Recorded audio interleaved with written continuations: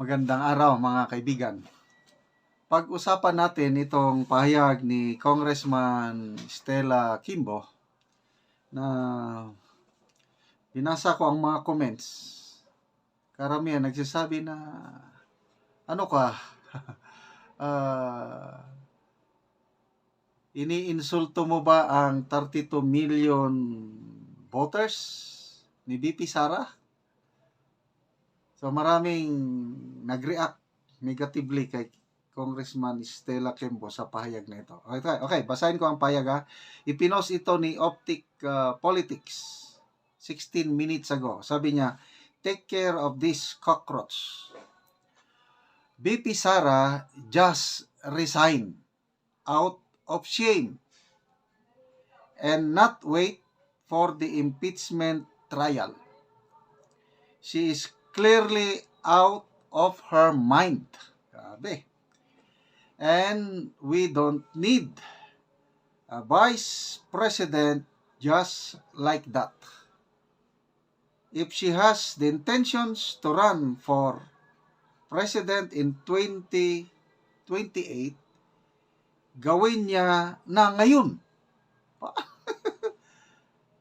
Gusto ko siyang tumakbo para mas mapahiya pa siyang lalo.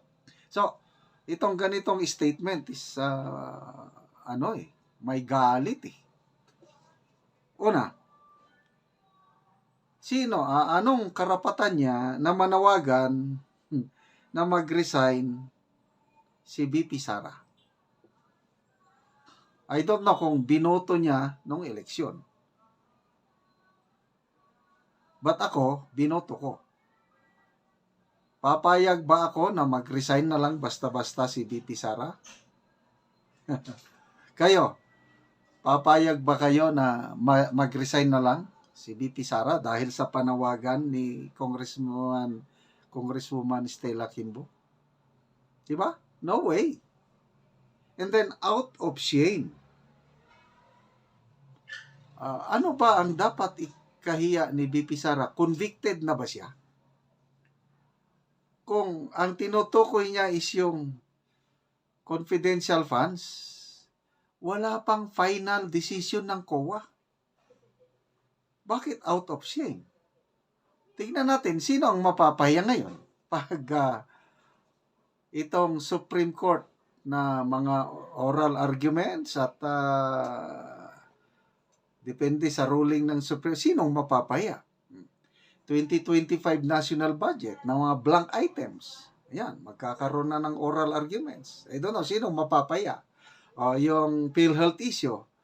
Klaro na yung line of questioning ng mga maestrado na huwag niyong galawin ang PhilHealth. That is sacred. That's untouchable. Sinong kahiya-hiya? Sige. Tingnan natin sinong mapapaya pagdating ng panahon.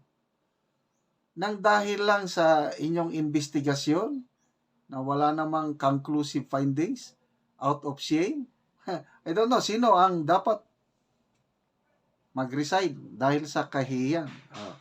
She is clearly out of her mind. Anong basihan niya? Out of her mind. So, parang luko-luko, wala nang katinuan sa pag-isip. Agree ba kayo? Papayag ba kayo na out of her mind si VP Sara? Tapos sabi niya, if she has the intentions to run for president in 2028, gawin niya na ngayon. Paano? Sinong out of her mind? Paano siya tatakbo? 2025 tatakbo, gawing presidential election? Di ba imposible na tatakbo na siya ngayon? Maliban lang kung mayroong snap election. Sana nga, may snap election. Papayag ba ang Marcos administration na may snap election? So be it, sige. Sinong iharap nyo kay VP Sara? Shoot. I accept natin tong challenge ni Congresswoman Kimbo. Tatakbo na siya ngayon para magkaalaman. Sino ang nangunguna? Dalawa lang maglalaban dyan. Raffy Tulfo and VP Sara. Dahil sa mga election survey, sila yung malakas. Yung isa, yung nangangarap na maging presidente sa 2028, palaging kulela. Paano nagpresidente? Okay, so, gusto ko siyang tumakbo para mas mapahiya pa siyang lalo. Okay, sige na lang, kung mapahiya, tingnan natin. Kahapon, 2 days ago, may nakausap ako, kumakain ako sa isang turo-turong restaurant.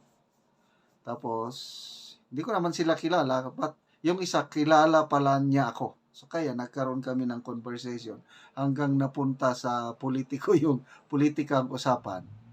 Yun, nabigla ko. Sabi niya, kasi kinampanya ko si Atty. Vic Rodriguez. Sabi ko, pwede ba? Iboto natin si Atty. Vic Rodriguez, number 56. Sabi, of course. Buboto natin yan kasi kami, sabi nila, straight PDP laban kami. Ganon, nabigla ko. Straight PDP laban para maibalik yung dati. Nako, maka Duterte pala sila. Wala na. Ang gulo na ng panahon natin ngayon. Gulo. Gusto namin makabalik ang Duterte. Ayun, gusto nila makabalik ang isang Duterte sa Malacanang. Kaya iboboto nila straight PDP laban ako. Ang sarap. Ang ganda yung usapan namin. Hindi ko kilala. Sila lang nakakilala sa akin. Hanggang napunta. So, ganyan po kalakas si BP Sara. Ano yung survey ng WR numero? Yan ang tunay na survey. Hindi yung Okta, Tanjiri. Wala yon. WR numero. 47% sa mga respondents ayaw sa impeachment. 33% lang ang may gusto. Sino ngayon ang may pulso ng taong bayan? Si BP Sara. Okay, so good luck, Congresswoman Stella Kimbo. Yung na-file na complaint sa inyo sa ombudsman, yung suspension, preventive suspension. Hintayin natin ang aksyon ng ombudsman. Okay mga kaibigan, salamat sa inyong palaging panonood sa ating channel. Nakakatulong po kayo sa Tribong Talandig indirectly dahil nagkakaroon tayo ng income sa channel na ito dahil sa inyo at ang income natin, tinutulong natin sa Tribong Talandig. Namimigay tayo ng pako at yero para yung sira-sirang bahay nitong Talandig. Tumutulo na ang ulan, butas-butas ang yero, mapaayos nila. Kaya salamat.